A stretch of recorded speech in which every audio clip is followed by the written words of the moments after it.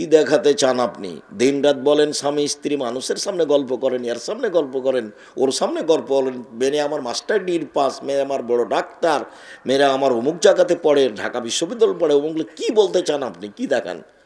আমি আপনাকে আপনার ছেলে মেয়েকে পশু প্রাণী প্রমাণ করতে না পারলে সালাম দিয়ে নেমে চলে যাব। 30 বছর থেকে বলছি, জাতির কল্যাণের জন্য ছেলে মানুষ করেন। দাগাবাজ কেন, দকাবাজ কেন, শয়তান কেন, চাঁদাবাজ কেন? চাঁদা দিয়ে উঠে বা কেন? কেন চাঁদাবাজি করবে? ভিক্ষা করে খাবে। জয়পুরহাট বাড়ি, ভিক্ষা করতে হবে কেন? এক জমিতে 3 বার চাষ হয়, ভিক্ষা করবে কেন? দাগাবাজি করবে কেন? ধোকাবাজি করবে কেন? হাই ছেলে, আর একজনের পিছু ঘুরে বেড়াও কেন বেটা? আর একজনের পিছু ঘুরে বেড়াও কেন? কেন ওভাবে বলতে থাকো? মুখের চরিত্র ফুলের মতো পবিত্র, বেটা জানো ওর চরিত্র তো শয়তান। কি করে বুঝলে তুমি ফুলের মতো চরিত্র? তো আর একজনকে মায়ের রেখে যাই। তোমাদের নেতার বয়স ছিল 45, কত ঘন্টা? 45 মিনিট। জুলুম দেখো না কাকে বলে? ফেরাউনের সময় ছিল 3-4 মিনিট। এই মরলো, এ ডুবলো, এ ডুবলো, তারপর নেই। আজ সামুদ দেখতে দেখতে নেই। দেখবা খুলনার অঘোষিত সম্রাট এরশাদ শিকদার মেয়ের মাথায় হাত দিতে পারেনি। খুলনার অঘোষিত সম্রাট এরশাদ শিকদার রাতে রাতে কুয়েত দখল করেছিল প্রেসিডেন্ট সাদ্দাম। এমনি নিরুপায় দেশ থেকে চলে যেতে হয়েছে, কোনো পথ ঘাট থাকেনি। ক্ষমতা দেখাবা না, ভিক্ষা করে খাও। ভিক্ষা করে খাওয়া কোনো? দিন মজুরি করে খাও। দিন মজুরি করে খাওয়া কোনো? চকলেট বিক্রি করে খাও। আমি চকলেট বিক্রি করে খেতে বলিনি। আমি যখন বলেছি চকলেট বিক্রি করে খাও, তখন বলেছি যে লোন নিয়ে ব্যবসা করো না, কম পয়সা দিয়ে ব্যবসা করো, এ কথা বলেছি। চকলেট বিক্রি কি দুনিয়াতে ব্যবসা? আর কোনো ব্যবসা নাই? কলা আছে, জুতা স্যান্ডেল আছে, কাপড় আছে, অল্প পয়সার ব্যবসা আছে। যখন আল্লাহ রসুল পয়সা উপার্জনের কথা বললেন, তখন বললেন 1 দিন মজুরি, 2 চাকরি, 25 দিনে টাকা শেষ হবে। আর দিন মজুরি মানে সন্ধ্যায় টাকা শেষ হবে। 3 জমি চাষ, মানে সমান সমান না হয় লস। 4 ব্যবসা। তখন আল্লাহ রসুল বললেন, এই শোনো, সত্যবাদী ব্যবসায়ীরা, বিশ্বস্ত ব্যবসায়ীরা নবীদের সাথে জান্নাতে থাকবেন। তখন তিনি বললেন না যে যারা জাপান থেকে মাল নিয়েছে চট্টগ্রামে নামায় ইনপোর্টে ব্যবসা করে তারা নবীদের সাথে থাকবে, কথা বলেননি। যারা চকলেট বিক্রি করে তারা নবীদের সাথে থাকবে, এ কথা বলেননি। তিনি বলেছেন সত্যবাদী বিশ্বস্ত ব্যবসায়ী যারা, তারা নবীদের সাথে জান্নাতে থাকবেন।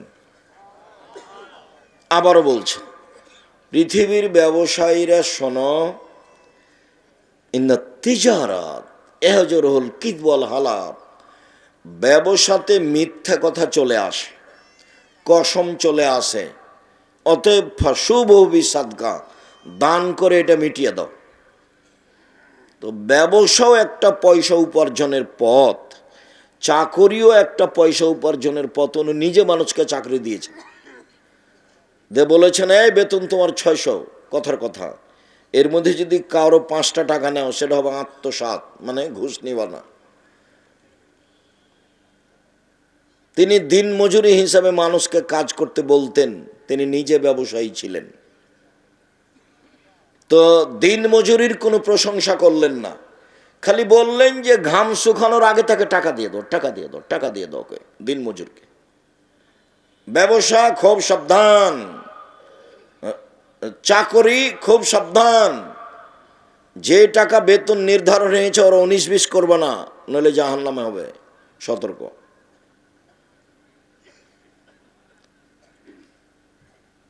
জমি চাষ করো কেন? ওতে অন্তর শক্ত হয়ে যায়। এসব জিনিস কঠিন জিনিস, গরু ছাগলের পিছনে থাকতে হয়, ভীরু হয়ে যায়। নিন্দা করছে ব্যবসা। এই সত্যবাদী ব্যবসায়ীরা শোনো, বিচারের মাঠে নবীদের সাথে থাকতে বাবা। ইব্রাহিমের সাথে থাকার সুযোগ হবে সত্যবাদী। আমি বলিনি এই কথা, এই কথা মোহাম্মদ সাল্লাল্লাহু আলাইহি সাল্লাম বলেছে। অথচ উপার্জনের পথ চারটে: এক, দিনমজুরি; দুই, চাকরি; তিন, জমি চাষ; চার, ব্যবসা। ব্যবসা করে খান, দাগাবাজি করেন কেন? চাঁদাবাজি করেন কেন? আপনার ছেলে চাঁদাবাজি করে কেন? আপনার ছেলে জাতির জন্য বোঝা, ও মানুষের মায়েরা খায়, ও দল করে, ও দাপট দেখায়, মানুষকে জেল হাজতে দেয়, ক্ষমতা দেখায়। ওটা করে কেন আপনার ছেলে? ওকে এই জন্য মানুষ করেছেন? ও কি পড়েছে ছাই? পশু প্রাণীর মতো দুনিয়াতে মানুষের প্রতি সাথে অন্যায় করে বেড়াই। বলছিলাম, সম্মানিত দিনী ভাই বোন, দান শক্তিশালী ইবাদত, এর পরেও যদি সলাৎ কবুল না হয় তাহলে তার দান বাতিল বলে গণ্য হবে। ইবাদতের জগতে ভিন্ন ধরনের বিরল ইবাদত সলাৎ। অজু করে সলাৎ আদায় করতে হয়, পানি নেই, তায়াম্মুম করে করতে হবে, মাটি নেই, অজু তায়াম্মুম ছাড়াই সলাৎ আদায় করতে হবে। কেবলার দিকে মুখ করে সলাৎ আদায় করতে হয়, কেবলা বোঝা যায় না, এমনিতেই পড়তে হবে। দাঁড়িয়ে সলাৎ আদায় করতে হয়, দাঁড়িয়ে থাকা যায় না, বসে থেকে করতে হবে। বসে থাকা যায় না, শুয়ে থেকে করতে হবে। পরিষ্কার কাপড় পরে সলাৎ আদায় করতে হয়, পরিষ্কার নেই, যেই কাপড়ে পেশাব পায়খানা লেগে আছে সেই কাপড় পরেই সলাৎ আদায় করতে হবে। পরিষ্কার ও অপরিষ্কার কোনো কাপড়ই নাই, উলঙ্গ হয়ে আছেন পুরুষ নারী, কাপড় ছাড়াই আছে, নামাজের টাইম হয়ে গেছে, এই সময়তেই তাকে নামাজ পড়তে হবে, পড়তেই হবে। পৃথিবীর এক ভিন্ন ধরনের ব্যতিক্রম ইবাদত, মানুষের সাথে আপোষ করে না, মানুষের রোগ ব্যাধি বুঝে না। মানুষ পানিতে আছে না, আকাশে আছে না, গাড়িতে উঠে আছে, শিকল ধরে আছে, ঠেলে ঠেল মানে না, দাঁড়িয়ে আছে, সলাতের টাইম হয়ে গেছে, এইভাবেই পড়তে হবে। পৃথিবীর ব্যতিক্রম ইবাদত সলাত। সম্মানিত দিনী ভাই বোন, অলসতা করে সলাৎ ছেড়ে দিলে ইমাম আহমদ বিন হাম্বল রাহিমাহুল্লাহ বলেছেন ওকে জবে করতে হবে, মেরে ফেলে দিতে হবে, হত্যা করতে হবে। ইমাম আবু হানিফা রাহিমাহুল্লাহ বলেছেন ওকে জেলখানায় বন্দি করে পিটিয়ে সলাৎ আদায় করাতে হবে। বর্তমানে আরবি বিদ্বানগণ বলছেন যে স্বামী সলাৎ আদায় করে, স্ত্রী করে না, স্ত্রী করে, স্বামী করে না, তাহলে বিভাগ কেটে গেছে। চেয়ারম্যান মেম্বার লাগে না, খাতা কলম লাগে না, কাজই লাগে না, এমনিতেই গেছে। তারা আরও বলছে যে অবস্থায় মারা গেলে তার জানাজা হবে না। তারা আরও বলছে যে মারা গেলে তার জানাজা তো হবে না, হবেই না, তার কাফন দাফন মুসলমানের কবরস্থানে হবে না, ওকে হিন্দুদের শ্মশান ঘাটে ফেলে দিতে হবে। তারা এইভাবেই কলম ধরেছে। ইবাদতের জগতে ব্যতিক্রম ইবাদত সলাত। মহান আল্লাহ বলেন, ফাকিমুস সলাত ওয়া আতুজ যাকাতা, তোমরা সলাত আদায় করো, যাকাত প্রদান করো, আদেশ। মহান আল্লাহ বলেন, ফাসল্লি লিরাব্বিক ওয়ানহার, মুহাম্মদ সাল্লাল্লাহু আলাইহি সাল্লাম আপনি সলাত আদায় করুন, কুরবানি করুন। মুহাম্মদ সাল্লাল্লাহু আলাইহি সাল্লাম আপনি সলাত আদায় করুন, কুরবানি করুন, আদেশ। আব্দুল্লাহ ইবনে উমর বলেন, রাসূল সাল্লাল্লাহু আলাইহি সাল্লাম বলেছেন, ইসলামের ভিত্তি হলো 5টা, যার উপরে ইসলাম নির্ভর করে, একজন মানুষের ঈমান নির্ভর করে। এক, আমি সাক্ষ্য দিচ্ছি বলে যে আল্লাহ ছাড়া কোনো মাবুদ নেই, মানে শিরক করা হবে না, মানে জন্ম দিবস, মৃত্যু দিবস, মা দিবস, বাপ দিবস, পায়খানা দিবস কোনোটাই গ্রহণ করা হবে না, সব বাতিল। আমি সাক্ষ্য দিচ্ছি আল্লাহ ছাড়া কোনো মাবুদ নেই, মানে শিরক বাতিল, চিরদিনের জন্য শিরক বিদায় নিয়েছে, কোনো জায়গাতে শিরক করা হবে না, সব বাতিল। আমি সাক্ষ্য দিচ্ছি আল্লাহ ছাড়া কোনো মাবুদ নেই। 2, আমি সাক্ষ্য দিচ্ছি মোহাম্মদ আল্লাহর রাসূল, মানে বিদাত চিরদিনের জন্য বন্ধ, বিদাত করা যাবে না। যেটুকু ইবাদত করবেন সেটুকু আগে প্রমাণ হতে হবে রাসূল করেছেন কিনা।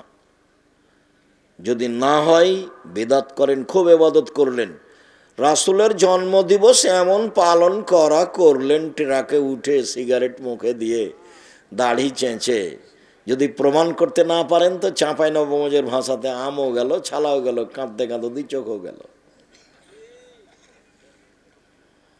বিদআত করলে রাসূলকে অপমান করা হয়, শিরক করলে আল্লাহকে অপমান করা হয়। বিদআত করলে ইবাদত কবুল হয় না, শিরক করলে ইবাদত বাতিল হয়। দুইটা পাপের নিজস্ব ক্ষমতা আছে। আমি সাক্ষ্য দিচ্ছি আল্লাহ ছাড়া কোনো মাবুদ নাই, মানে আমি শিরক করব না। আমি সাক্ষ্য দিচ্ছি মুহাম্মদ আল্লাহর রাসূল, মানে আমি বিদআত করব না। যাহাই করিব তাহাই রাসূলের পদ্ধতিতে করিব।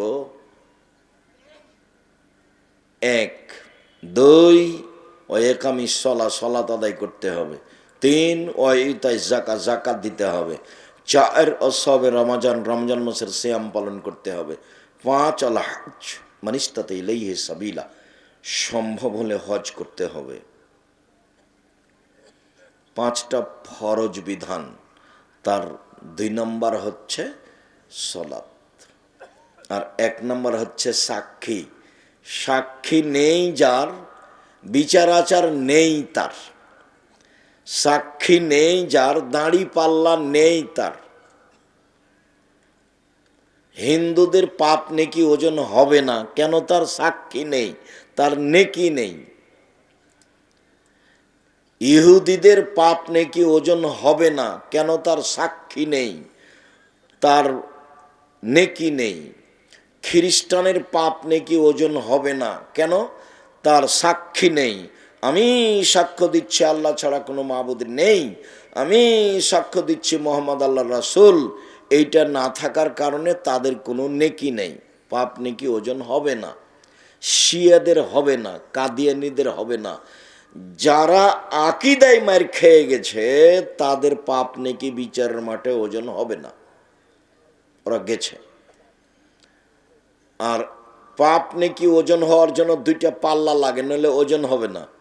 আপনাদের পাশে গাইবান্ধা আপনারা খুব ভালো বুঝেন, সকালবেলাতে বাং ঘাড়ে করে দিয়ে গেছে, তার 2টা আছে ডালি 2 দিকে।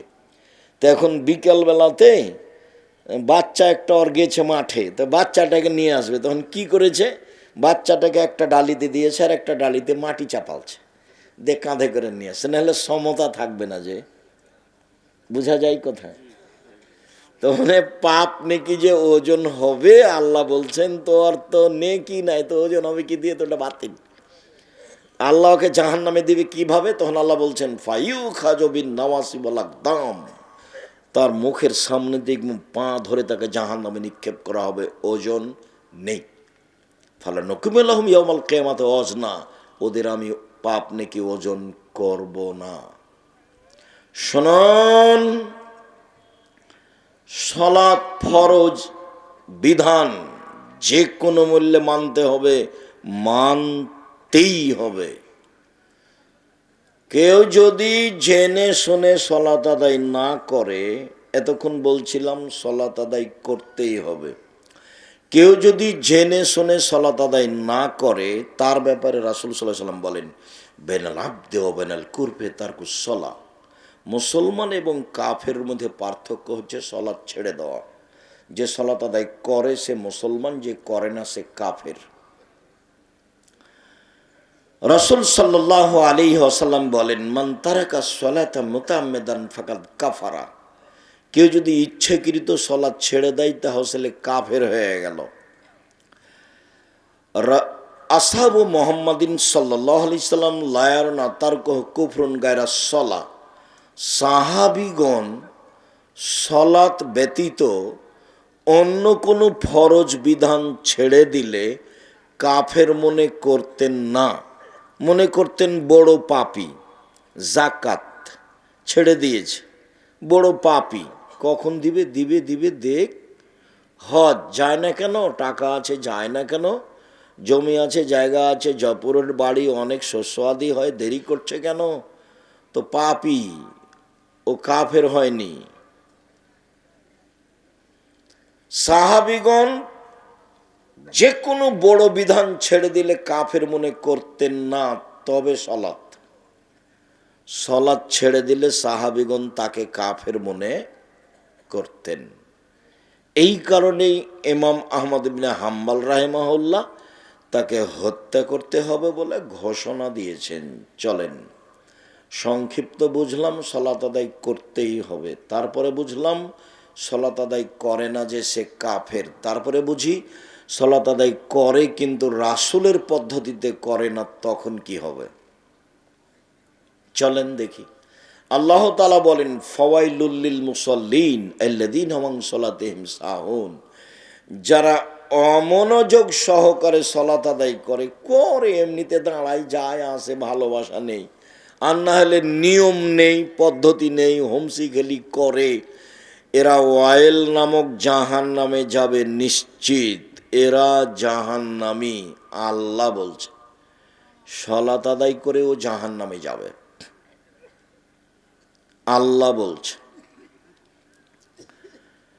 আবু হুরায়রা রাদিয়াল্লাহু তাআলা আনহু বলেন, রাসূল সাল্লাল্লাহু আলাইহি সাল্লাম বলেছেন, সালাত এমন একটি ইবাদত যার উপরে নির্ভর করে অন্যান্য ইবাদত। সালাত যদি কবুল হয় তাহলে বাকি ইবাদত কবুল হবে, আর সালাত যদি কবুল না হয় তাহলে বাকি ইবাদত বাতিল বলে গণ্য হবে, আর কোনো ইবাদত কবুল হবে না। হ্যাঁ, এ কথাই ঠিক যে ইবাদতের জগতে সবচেয়ে দামি ইবাদত হলো সিয়াম, রোজা, যার বিনিময় জান্নাত। কিন্তু সালাত যদি কবুল না হয় তাহলে বিচারের মাঠে সিয়াম বাতিল বলে গণ্য হবে। এ কথাই ঠিক যে হজ একটি বড় ইবাদত। হজ যদি কবুল হয়ে যায় তাহলে লোকটা হয়ে যায় সেই দিনের মতো যেদিন তার মা তাকে জন্ম দিয়েছে, নিষ্পাপ হয়ে যায়। এরপরেও যদি তার সালাত না থাকে বা কবুল না হয় তাহলে তার হজ বাতিল বলে গণ্য হবে। ইবাদতের জগতে সবচেয়ে শক্তিশালী, ক্ষমতাধর, পাওয়ারফুল ইবাদত হলো দান। দান সবচেয়ে শক্তিশালী ইবাদত। দান মানুষের অসুখ বিসুখ দূর করতে পারে, দান মানুষের বিপদ আপদ দূর করতে পারে,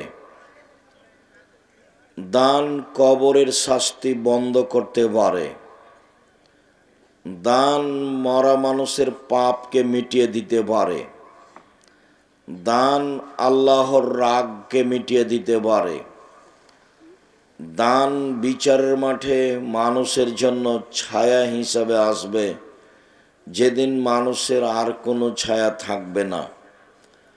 ইবাদতের জগতে সবচেয়ে ভিন্ন ধরনের শক্তিশালী ইবাদত হলো দান, ও একটা থেকে আর একটা ঘটাতে পারে যা অন্য কোনো ইবাদত পারে না। সালাত আদায় করলে বাপ মায়ের কবরের শাস্তি বন্ধ হবে না। সিয়াম পালন করলে বাপ মায়ের দাদা দাদির কবরের শাস্তি বন্ধ হবে না। হজ করলে বাপ মায়ের দাদা দাদির কবরের শাস্তি বন্ধ হবে না। তাসবিহ তাহলিল জিকির আজকার করলে বাপ মায়ের কবরের শাস্তি বন্ধ হবে না।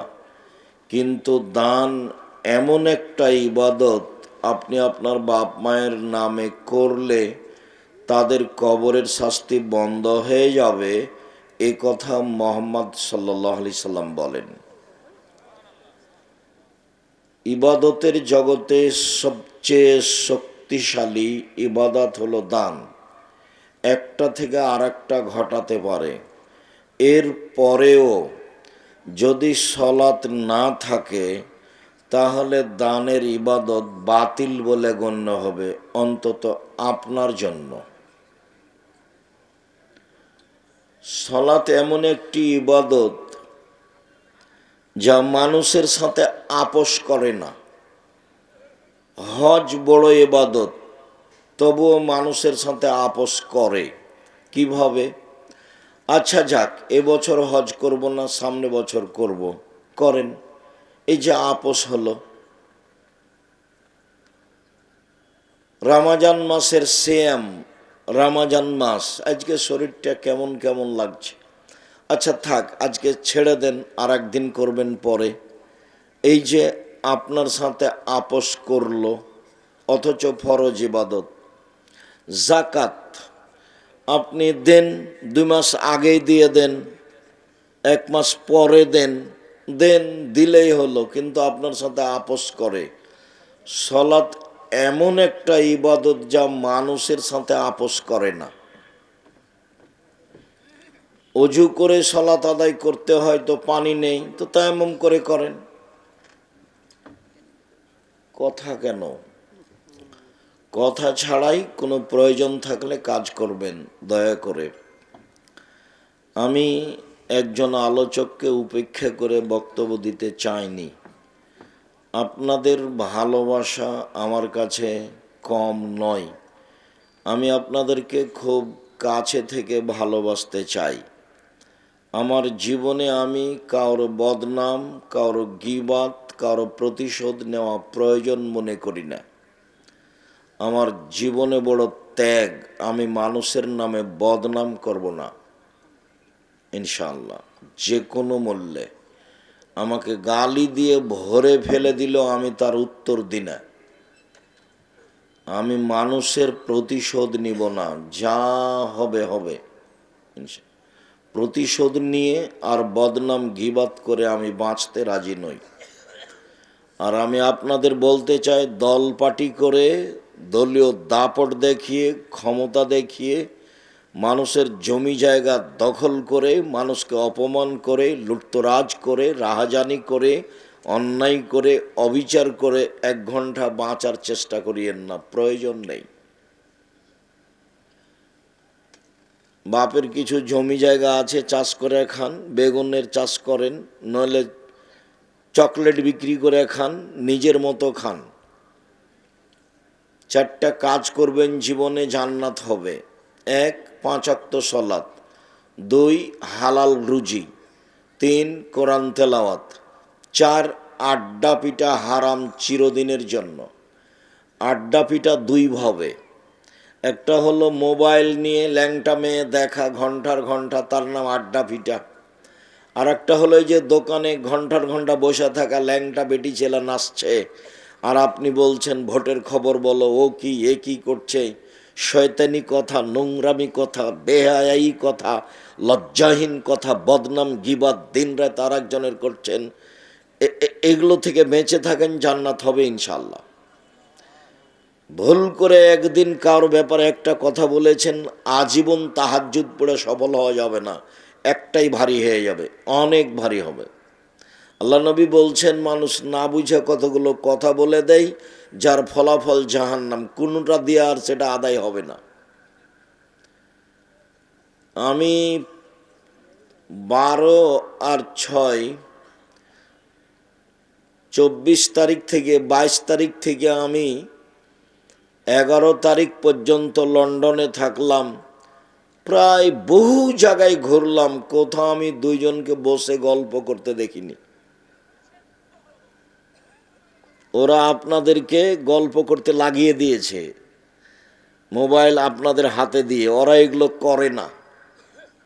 আমি সিঙ্গাপুর থেকে লন্ডন পর্যন্ত বিমান পৌঁছেতে 14 ঘন্টা সময় লাগলো একটানা। তো 14 ঘন্টায় আমি এদের যা দেখলাম, পুরুষ নারী, ওরা 2-1 জন নাটক দেখছে মোবাইলে, এটা আমার মনে হলো। বাকিরা কেউ বই পড়ছে, কেউ মোবাইলে হিসাব নিকাশ করছে, কেউ মোবাইলে বই পড়ছে, অথচ তারা ইহুদি, অথচ তারা খ্রিস্টান। আমার অনুমান হলো যে আমি সিঙ্গাপুর থেকে লন্ডন যাওয়া পর্যন্ত বিমানে ইহুদি খ্রিস্টান ছাড়া আর কোনো মানুষ ছিল না। আসার দিনও আমাকে তাই মনে হলো। তো আমার মনে হলো ফলাফলে যে মোহাম্মদ সাল্লাল্লাহু আলাইহি সাল্লামের চালচলন সামাজিকতা ওরা নিয়ে নিয়েছে, আর সামাজিকতার অন্যায় অবিচার এদের উপরে চাপিয়ে দিয়েছে, মুসলমানের উপরে, যেটা ছিল জাহেলিয়াত। মারো, ধরো, দাগাবাজি করো, দাঙ্গামা হাঙ্গামা করো।